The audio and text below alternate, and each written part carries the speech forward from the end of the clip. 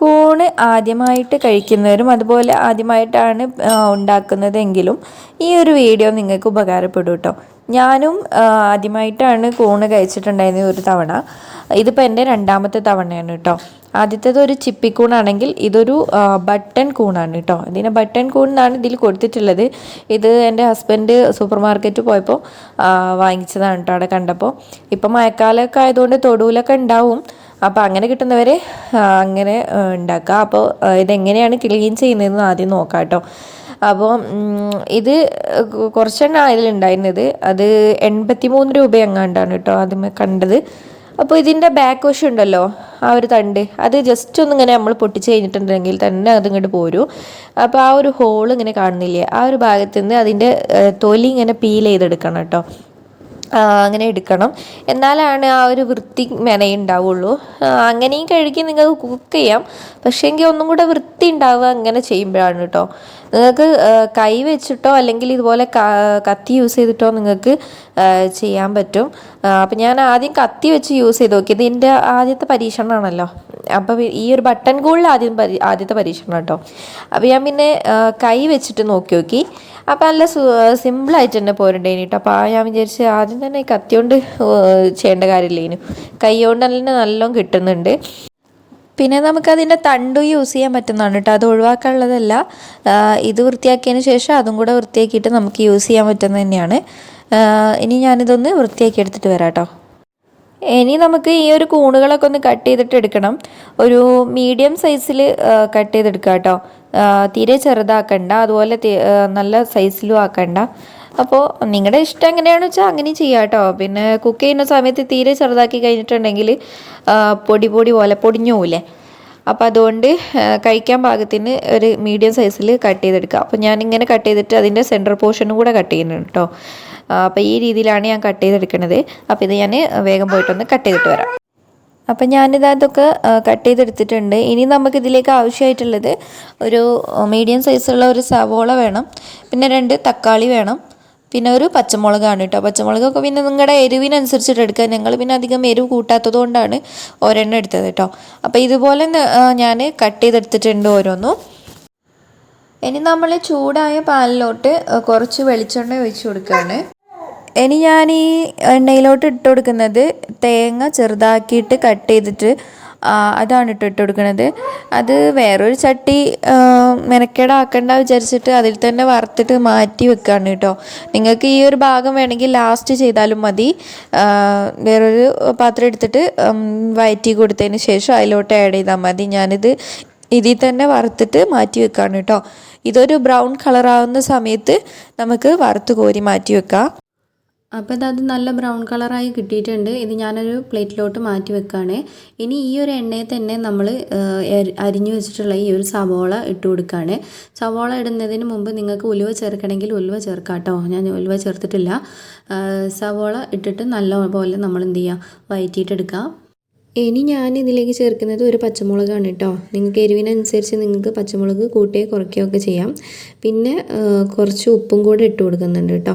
അതും കൂടെ ഇട്ടിട്ട് പിന്നെ അതിന് ശേഷം നമ്മൾ ഇഞ്ചി വെളുത്തുള്ളി പേസ്റ്റും കൂടെ ആഡ് ചെയ്യാണ്. അത് 1 സ്പൂൺ മതി കേട്ടോ, ഒറ്റ സ്പൂൺ മതി.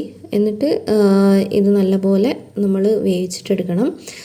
ആ ഒരു പച്ച ചൊവയൊക്കെ മാറുന്ന രീതിക്ക് നമ്മൾ നല്ലോണം വഴറ്റിയെടുക്കണം കേട്ടോ.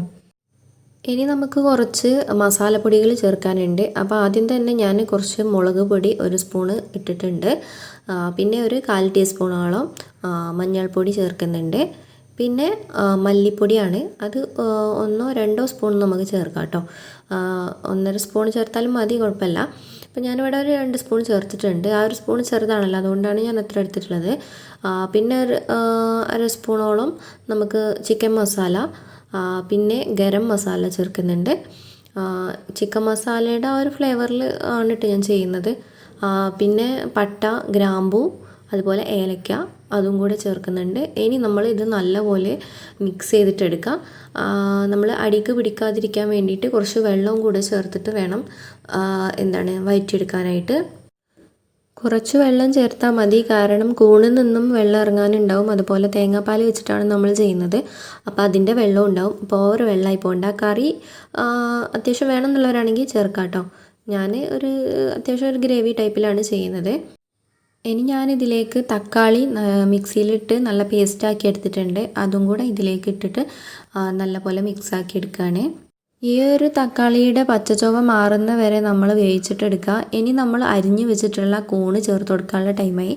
അപ്പോൾ നമ്മൾ അതും ഇതിലോട്ടേക്ക് ചേർത്ത് കൊടുക്കുകയാണ് കേട്ടോ. അപ്പോൾ കൂണുകളൊക്കെ ഞാനിവിടെ മിക്സാക്കി എടുത്തിന്. ഇനി നമുക്ക് തേങ്ങാപ്പാലാണ് വേണ്ടത്. അതിന് അരമുറി തേങ്ങ ചിരവി മിക്സിയിലിട്ട് കറക്കി അതിൻ്റെ പാല്, ഒന്നാം പാല് മാത്രം എടുത്താൽ മതി കേട്ടോ. അതും കൂടെ ഇതിലോട്ടേക്ക് മിക്സ് ചെയ്ത് കൊടുക്കുകയാണ്. ഇനി ഞാനിതിലേക്ക് കുറച്ച് മധുരത്തിന് കെച്ചപ്പ് ചേർക്കുന്നുണ്ട് കേട്ടോ. അത് നിങ്ങൾക്ക് വേണമെങ്കിൽ സ്കിപ്പ് ചെയ്യാം, വേണമെങ്കിൽ ചേർത്താൽ മതി. പിന്നെ ഞാൻ കുറച്ച് കറിവേപ്പില ചേർത്ത് കൊടുക്കുന്നുണ്ട്. ഇനി ഇത് അടച്ചു വെച്ചിട്ട് ഒരു 10 മിനിറ്റ് കുക്ക് ചെയ്തിട്ട് എടുക്കാം കേട്ടോ. ഇടയ്ക്ക് വെച്ചിട്ടൊന്ന് ഇളക്കി കൊടുക്കുകയും വേണം കേട്ടോ. അപ്പോൾ 10 മിനിറ്റിന് ശേഷം ഇത് നല്ലപോലെ വെന്ത് കുക്കായി വന്നിട്ടുണ്ട്. ഇനി ഞാൻ നേരത്തെ മാറ്റി വെച്ചിട്ടുണ്ടായിരുന്ന ആ ഒരു തേങ്ങാ കൊത്തുണ്ടല്ലോ വറവാക്കിയിട്ട്, അത് ഇതിലോട്ട് ചേർത്ത് കൊടുത്തിട്ട് ഒന്ന് മിക്സാക്കി എടുക്കുകയാണ് കേട്ടോ. ഇനി നമ്മുടെ അവസാന പണിയും കൂടിയാണ് കേട്ടോ ഇത്. പച്ച വെളിച്ചെണ്ണ ഇതിൻ്റെ മുകളിലോട്ട് ഒഴിച്ചു കൊടുക്കുകയാണ്. അപ്പോൾ നമ്മുടെ കറി ഇവിടെ റെഡി ആയിട്ടുണ്ട്. ഈ ഒരു അവസാനത്തെ സ്റ്റെപ്പ് ഉണ്ടല്ലോ, അത് നിങ്ങൾക്ക് ഞാൻ ആദ്യം വറുത്ത് കോരി മാറ്റി വെച്ചിട്ടുണ്ടായിരുന്നല്ലോ, അതൊക്കെ നിങ്ങൾക്ക് ലാസ്റ്റിലേക്കും ചെയ്യാമായിരുന്നു കേട്ടോ. അതായത് തേങ്ങാക്കൊത്തും കറിവേപ്പിലയും വെളിച്ചെണ്ണയിലൊക്കെ ഇട്ടിട്ട് നല്ല വറവാക്കി എടുത്തിട്ട് ലാസ്റ്റ് ഇട്ടാലും മതി. ഞാനിപ്പോൾ ഇങ്ങനെയാണ് ചെയ്തിട്ടുള്ളത് കേട്ടോ. അപ്പോൾ അത് ഓരോരുത്തരുടെ ഇഷ്ടമാണ് എങ്ങനെയാണ് ചെയ്യാന്നുള്ളത്. അപ്പോൾ നല്ല അടിപൊളി കൂൺ കറി ഇവിടെ റെഡി ആയിട്ടുണ്ട്. ഈ ഒരു മഴക്കാലത്ത് കിട്ടാത്തവരുണ്ടാവില്ല അല്ലേ, ഇനിയിപ്പോൾ സൂപ്പർ മാർക്കറ്റിൽ നിന്ന് കിട്ടുകയാണെങ്കിലും ഈ ഒരു രീതിയിൽ നിങ്ങൾ വെച്ച് നോക്കൂ. ഇതിൻ്റെ മുൻപ് ഒരു തവണ ഞാൻ കൂൺ വെച്ചിട്ടുണ്ട്. ഇനി അതിൻ്റെ വീഡിയോയും ഞാൻ അപ്ലോഡ് ചെയ്തിട്ടുണ്ടായിരുന്നു.